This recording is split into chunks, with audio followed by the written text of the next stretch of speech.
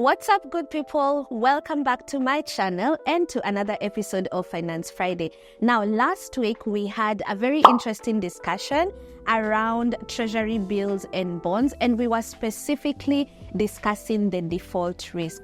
And the default risk is ideally the risk that every investor is worried about when they invest their money, not just in Treasury bills and bonds, but in any company where you're worried that because of some political or economic or liquidity issues, they may not be able to pay you back. So last week we discussed the default risk and ideally what would transpire if the government, for one reason or the other, would be unable to pay us back our investments that we put, our hard-earned money into, right?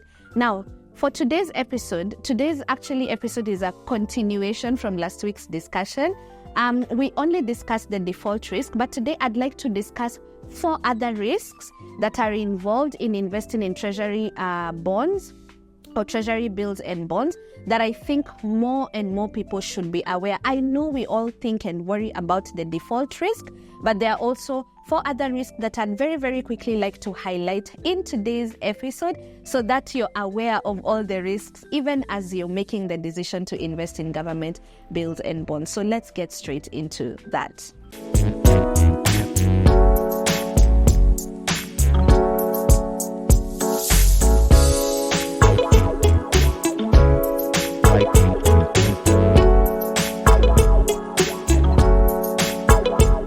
So on top of the default risk that we already discussed last week, as I said, if you missed that video, it's down below. I'm going to link it down below so that you can follow the discussion. The next risk, the first risk that I'd want you to add onto it is what we call the interest rate risks. Okay? Now, just like with any other investments, generally interest rates, even in the bills and bonds market, tend to fluctuate, right?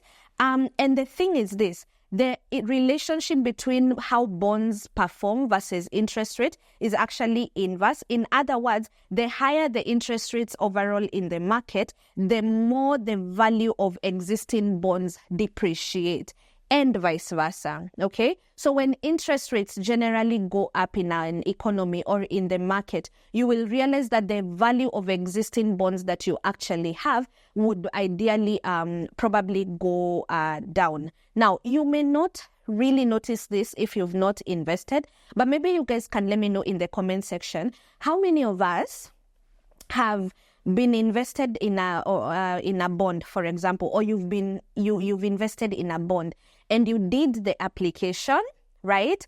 And you actually invested, you put in your application that you would like to, let's say, invest 50,000 Kenya shillings, okay? So you've done your application, you're now waiting on CBK to get back to you.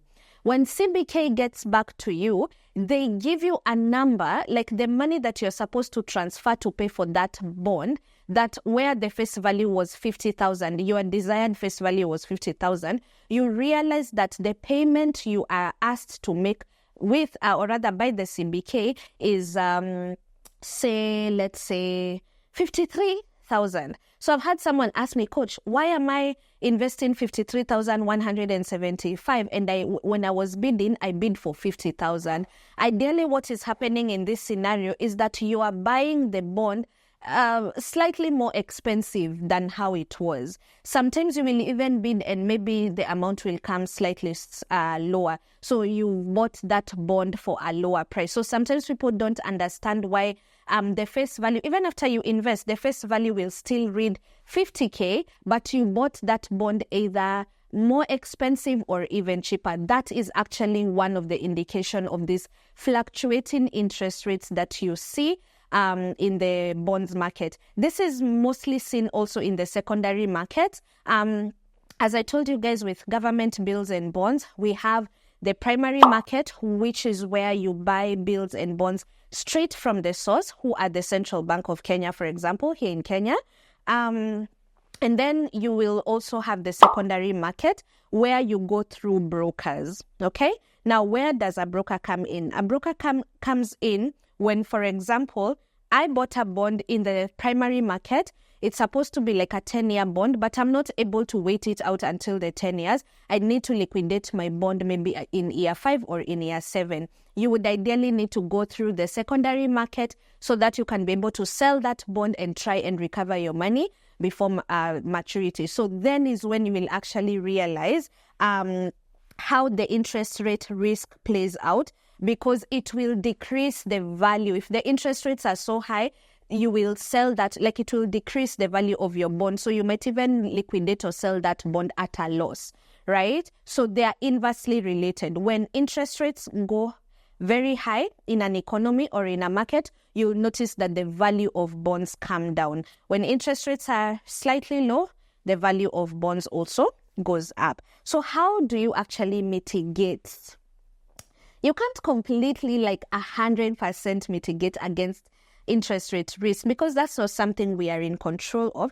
But what I've noticed is diversification really helps. So invest in a mix of both short-term, like treasury bills, and maybe try also do long-term bonds. If you have a very long-term bond, I would say also do like a short term. You know, the bills are short term, 91 days, 182 days, 364 days. And this is because short term investments generally are less sensitive to interest changes. Yeah. So it's just you cannot completely avoid it, but it's just a way that you can diversify. So if you have like short-term investments, those ones are not very susceptible, or they're not very elastic or very responsive to interest rate changes. But more long-term investments, like really, really long-term bonds, that is an effect that you could face. It's just a risk that exists. It doesn't mean you will experience it all the time, but it's a risk that you need to be aware of, okay? The second risk, obviously, is inflation risk. And the inflation risk does not just affect government bills and bonds. Inflation affects everywhere you put your money. And that is why on this channel, we keep saying where you put your money matters, okay? Now, obviously, what inflation does, because ideally inflation is the rate at which the cost of living goes up, or the prices of goods, services, and commodities go up, it is also the rate at which the purchasing power of your money depreciates, okay? Now, the risk that we have, especially with Kenyan government bills and bonds, is that inflation rate here tends to be a bit more volatile, or rather, inflation in, let's say, third world countries or developing countries tends to be a little bit more volatile than in more developed economies, like the Western countries and all of that. So the fact that our inflation rate really tends to be erratic and volatile, definitely this increases to the risk that we face, the inflation risk. Again, very little that you can do about the inflation risk, but what you will notice, the effect of it is that obviously if the inflation rates are so high, the overall, or what we call the net return of your investment, will be lower. So let me give you a good example, guys. If a bond is paying me 14%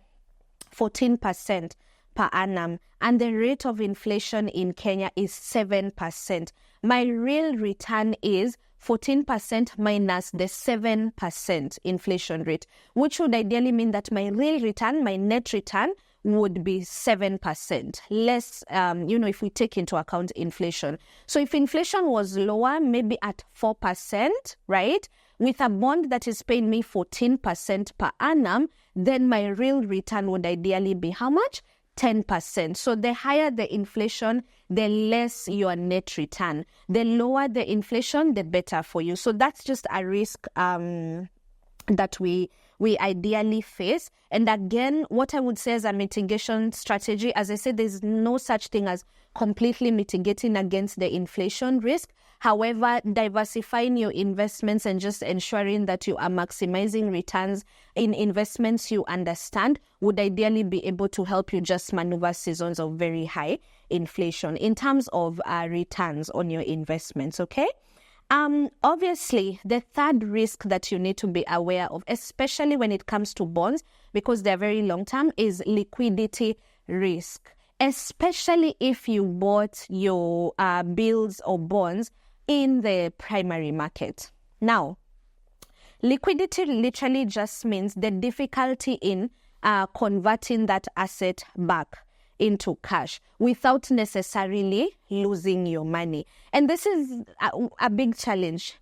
You see, one of the things I always tell people, and even if it's just a treasury bill that you've invested in for 91 days or 182 days, I always tell people any money you invest in government bills and bonds, it shouldn't be money you've planned to do something with it before the maturity period. In fact, when you're calculating money you can count on in times of emergencies, you should not, I always just say to be on the safer side, you should not even consider that part of that money as part of your stash for dealing with emergencies. Why? Because it's very, very difficult. It's not impossible, but it is difficult to convert, or rather to liquidate your bonds or your bills before time. With treasury bills, we have a process called a rediscounting process, where you could approach the CBK or your broker if you need your money back before time. However, to discourage this, there's usually a cost attached to it. So you will probably liquidate that investment at a loss. Obviously, with bonds, depending on the time you sell that bond in the secondary market, you could be unlucky.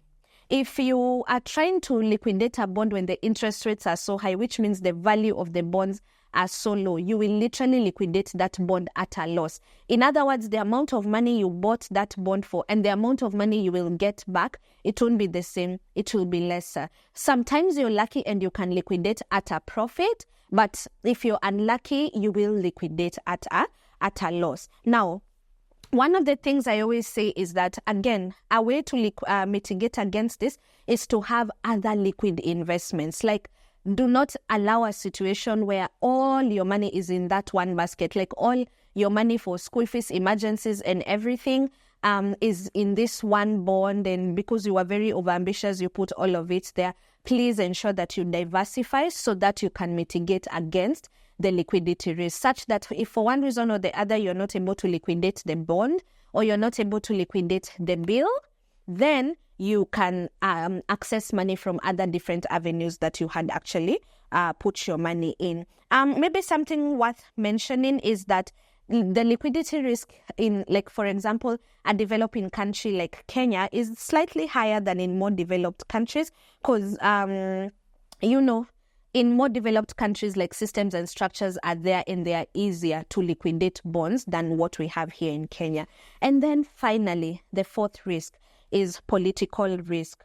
Obviously, you're loaning the government money. Treasury bills and bonds are literally regulated and handled by central banks. So if you're in Kenya, that's the Central Bank of Kenya. If you're in Ghana, of course, Central Bank of Ghana. So this is actually a very government-driven investment, which would ideally mean that any form of political instability, any form of changes in government policies, any issues like corruption that would significantly impact the economic stability of any country, they are perceived to be a potential risk for investing in government bills and bonds.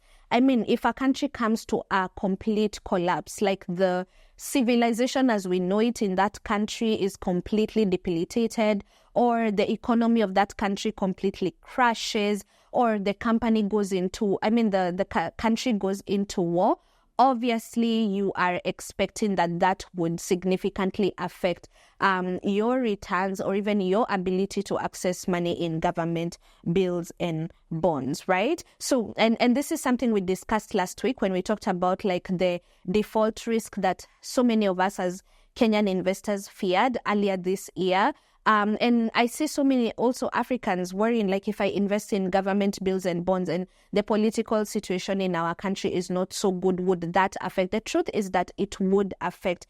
However, as a parting shot, I will say that overall, in so many countries, and not just here in Africa, but even globally, government or treasury bills and bonds are pretty much considered to be very low risk, predictable, almost guaranteed kinds of investments, in the sense that you are investing in the government, and so your investment is guaranteed for by the government of whichever country you're investing in. If you're a Kenyan, in my case, this is like your investments are backed by the Kenyan government, okay? And as we discussed last week, there are usually measures that are put in place to ensure that, you not recovering your money is like the last resort, like a worst case kind of like a scenario. So my advice would be considering what we discussed last week, which was the default risk. And today we've talked about the interest rate risk, the inflation risk, the liquidity risk, and the political risk. These are just things you should be aware of. Okay, I've always loved to remind people that just because a risk exists does not mean you completely avoid that investment. I know so many of you guys will be like, oh my God, let me hold on to my money. Please don't do that. Just educate yourself on these risks. Analyze the country you're in and what is the likelihood that this particular risk would lead to a full-blown scenario of you losing your money. If you truly investigate, especially if you come from a fairly stable African country, fairly stable economy, you've observed and you've seen, for years and years, maybe there's never been like a default that has happened. Like, for example, in Kenya, we have never had one. I would still confidently and somewhat just cautiously invest and build my portfolio in government bills and bonds, because they're a lucrative and a very good opportunity to invest and make your money.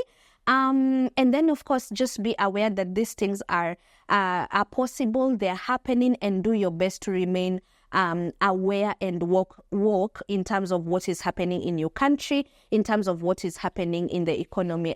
As I said, it should not be a reason whatsoever to not invest. These are just things that we should remain aware of as smart investors. But at the end of the day, ensure that you are diversifying. Diversification is the key to dealing with any and all risks when it comes to investing.